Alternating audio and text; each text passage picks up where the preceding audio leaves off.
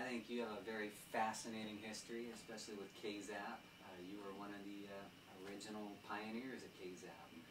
I believe you started there as it started, isn't that right? I was the third person hired. Okay. The first person hired never made it on the air. He got fired before it went on the air. But J.B. Winans was hired initially by Ed Fitzgerald. So I guess Lee Hagen, the original owner and the founder of the California Talking Machine and Wireless Company, must have hired Ed Fitzgerald because he was the first general manager. Ed was working out of his home in Rancho Cordova, and he met two guys out in Rancho that he hired, J.B. Winans, Fred Gaines. I was working at KXRQ, which was KZAP, before it changed format. It's a jazz I was a station. 16-year-old kid. I had an all-night jazz show. I was going to high school. I was a junior in high school, and I was on the air from 2 to 6 a.m., 5 days a week, playing jazz. I had very understanding parents. And then I would do the Sunday morning blues show.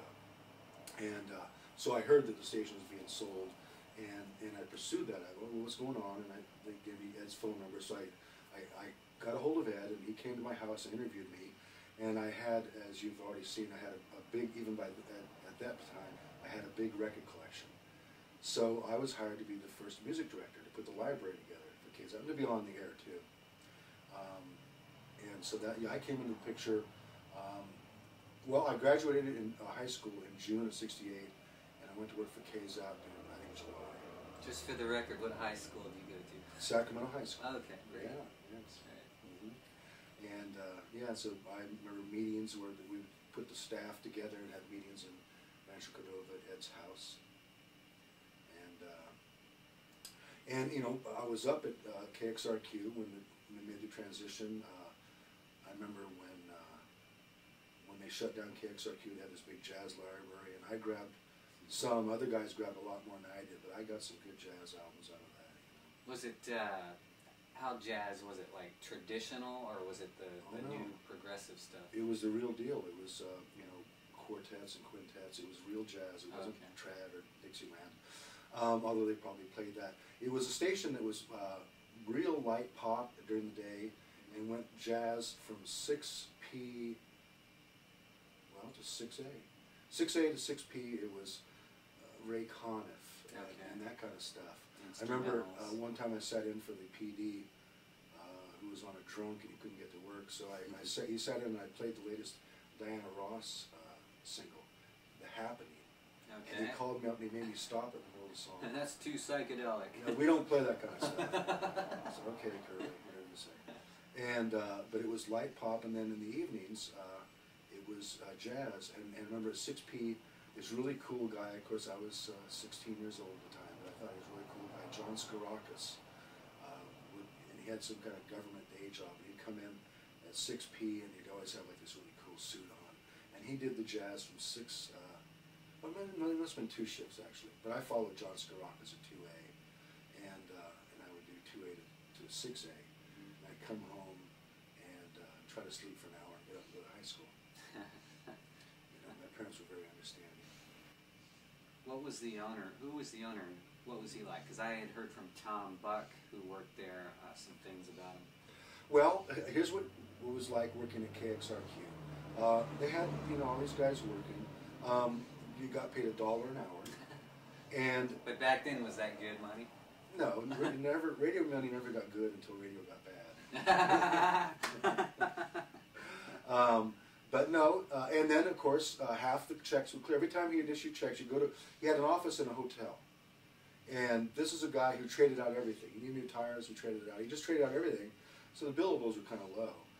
But on Fridays or every other Friday, whatever it was, when they would issue checks, the challenge was to get to that hotel room when the checks were written and get to the bank first, because half the checks would clear, half the checks wouldn't clear. You know, and you know, you're working for $1 an hour. So did he make any money in the sale? I don't know the terms. I really don't know. Okay. I know this. I do know this. He was ordered by the FCC to sell the station. Okay. It was so poorly managed they ordered him to sell the station. Wow. Yeah. So how did Lee Hagen end up with it? He was kind of from a wealthy family, but he, I mean, what was he all about? Well, he was a wealthy guy from, I think, Palo Alto. I'm pretty sure it was Palo Alto, but that area of the Bay Area. And I don't know what his attraction was or what got him motivated to do this, but you know, it was something he wanted to do, and he found this station that it was up for sale, you know, mandated by the FCC. And there's an open question: is who was the original staff? And it was me, Gaines, Paul Merriam, Charlie Weiss, maybe Jim Hilzabeth. He might have come in a few months later. Was Kerry Nosler one of the first? Kerry was one of the first because he had done KJML. Right. And I had been doing on my Sunday Morning Blues show in '66 and then '67. I had been playing Butterfield and Frank Zappa, The Mother's Invention, which both came out in '66. So I'd been playing progressive rock stuff. Kerry had the first all progressive rock show on KJML, another hotel or motel operation. It was run out of a motel on Auburn Boulevard. Right. One of the station was in one of the rooms, and Kerry can tell you about that. So you and Mick Martin had the big record collections in the early days there. I'm sure Mick Martin had a big record collection. And but you know, let me just go back for a moment. But the original staff actually saws and hammers and nails and actually tore out the old structure and rebuilt. I mean, there might have been one or two carpenters, but it was us. You know, we built the station with our own arms and hands and stuff, and got that ready. And then I was the first music director and the first promotions director.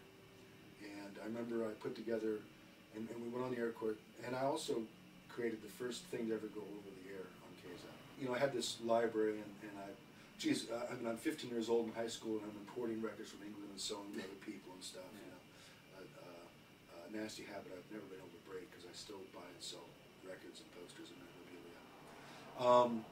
And so we had to put a library together. So I called up Tom Donahue. I said, Tom, you know, he didn't know me, but Tom, we're starting this station down in Sacramento, and I'd like to come up and have you show me how to do a record library for a radio station.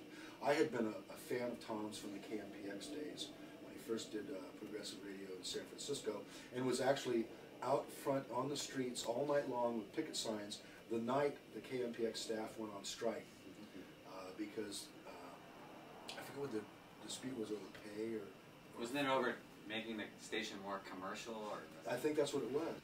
But I remember being down, you know, that night. We went to a show in the Bay Area, and then went over to the KMPX studios and stood out front with picket signs. And I had one that I wrote myself. I can still remember this, because then after the strike, I put it in the window of my van for a few weeks.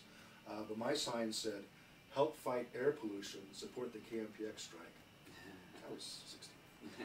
But I remember that we were in the streets all night, and then someone said, "Hey, we're all going to go down to this big boat," and Creedence Clearwater played. And so like at 4 or 5 in the morning, we all go down to this big boat, this big party, and Creedence played for the people who were supporting the strike. But so I went to Tom, and I said, you know, how do you do it? He goes, well, you know, you just kind of the basics, you know, things alphabetical. And what I got from him was the idea of in the upper left corner is the first 3 letters of the artist. So it's easy to, you know, in and out. So that's one of the things I got from him. But what I really got from him was service from the labels. Tom helped me, put me in touch with all the reps to get service for the library, to get, you know, back catalog as well as, you know, being on the list for new stuff. And also Tom was very gracious. Sometimes they would get important records before they came out, and I would run down and he would make a real copy.